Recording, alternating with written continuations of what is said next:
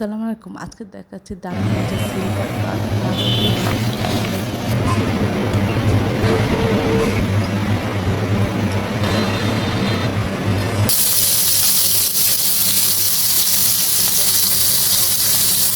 উল্টে অপর পাশ ভেজে নিব। আমরা এখন তেলের মধ্যে পেঁয়াজ চামচ দিয়ে একটু ভেজে নিচ্ছি।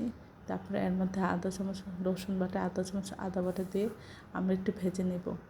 নিয়ে অল্প পানি দিয়ে আমরা এর মধ্যে দিব আধা চামচ লবণ, আধা চামচ হলুদ, আধা চামচ ধনিয়া গুঁড়া, আধা চামচ জিরা গুঁড়া আর 1 চামচ মরিচের গুঁড়া।